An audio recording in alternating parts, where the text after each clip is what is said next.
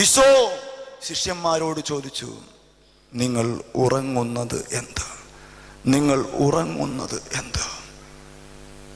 സത്യത്തില ഇന്ന് ഒത്തിരിയേറെ പ്രശ്നങ്ങളുടെ പ്രാർത്ഥനയുടെ മേഖലയിൽ, വിശ്വാസത്തിൻ്റെ മേഖലയിൽ ഒത്തിരിയേറെ പ്രശ്നങ്ങളിലൂടെ കടന്നു പോകുമ്പോൾ ഈശോ, നമ്മൾ ശിഷ്യന്മാരാ, നമ്മളോട് ചോദിക്കുന്നുണ്ട്, മക്കളെ ഉറങ്ങി സമയം കളയുകയാണോ?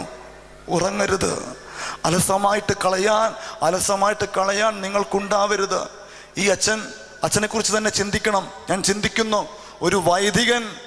ഒരു വൈദികന്റെ ജീവിതത്തിൽ പ്രാർത്ഥിക്കാത്ത ഒരു സമയമുണ്ടാവരുത്.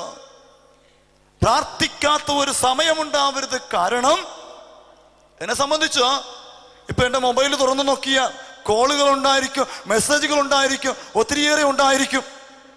എന്തിനു വേണ്ടിയിട്ടാ? അച്ഛാ പ്രാർത്ഥിക്കണേ, ഇതിനു വേണ്ടി പ്രാർത്ഥിക്കണേച്ചോ, രോഗമാണച്ചോ പ്രാർത്ഥിക്കണേച്ചോ, പരീക്ഷയാണച്ചോ പ്രാർത്ഥിക്കണേച്ചോ, ഇതൊക്കെ പറഞ്ഞുകൊണ്ട്. അപ്പോൾ എപ്പോഴാ പ്രാർത്ഥിക്കാത്ത ഒരു സമയം? പ്രാർത്ഥിക്കണം മക്കൾക്ക് വേണ്ടി. ഹല്ലേലൂയാ, ഹല്ലേലൂയാ. യോനാ പ്രവാചകന്റെ പുസ്തകത്തിൽ 1-ാം അധ്യായം 6-ാം വാക്യത്തിൽ ഇതാ യോനാ ദൈവത്തിന്റെ വചനം കേൾക്കാതെ, ദൈവത്തെ അനുസരിക്കാതെ കപ്പലിൽ കയറി യാത്ര ചെയ്യുമ്പോൾ കപ്പൽ മുഴുവൻ കൊടുങ്കാറ്റിൽപ്പെട്ട് ഉഴലുമ്പോൾ ബാക്കി എല്ലാവരും ഭയവിഹുലരായി നിൽക്കുമ്പോൾ അവൻ മാത്രം കിടന്നുറങ്ങുക. അവനോട് കപ്പിത്താൻ ഇങ്ങനെ ഒരു ചോദ്യം ചോദിച്ചു, ഇതിന്റെ അർത്ഥമെന്ത്? നീ എന്താ കിടന്നുറങ്ങുന്നത്?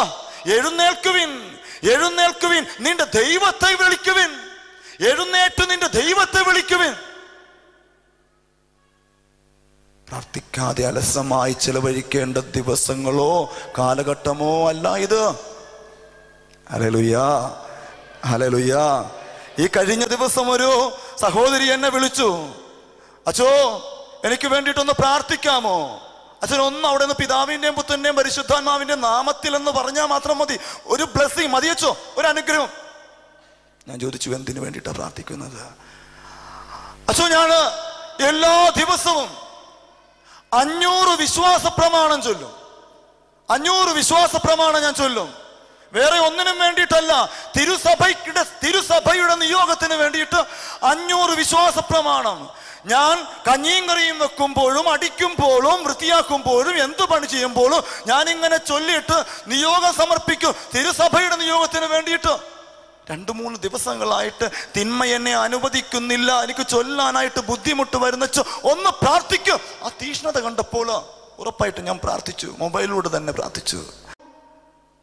ജീവിതത്തിൽ ഒരു പ്രശ്നമുണ്ടാകുമ്പോൾ, വിശ്വാസത്തിന്റെ മേഖലയിൽ ഒരു പ്രശ്നമുണ്ടാകുമ്പോൾ, ലോകം മുഴുവൻ തന്റെ ജീവിതത്തിനെതിരായിട്ട് ആഞ്ഞടിക്കുമ്പോഴും, ജീവിതം നശിച്ചു പോകുന്നുവെന്ന് തോന്നുമ്പോഴും, ഇനി രക്ഷയില്ല എന്ന് തോന്നുമ്പോഴും, കർത്താവിന്റെ തിരുസന്നിധിയിൽ മുട്ടുകുത്തി പ്രാർത്ഥിക്കുവാൻ സന്നദ്ധതയുള്ള മനസ്സുള്ള ഹൃദയമുള്ള ഒരു വ്യക്തിക്ക് പിശാചിന്റെ സകല ആക്രമണങ്ങളെയും തന്ത്രങ്ങളെയും ഉറപ്പായിട്ടും അവനെ പരാജയപ്പെടുത്തുവാൻ സാധിക്കും, അവനെ മുട്ടുകുത്തിക്കാൻ സാധിക്കും. ഹല്ലേലൂയാ, ഹല്ലേലൂയാ.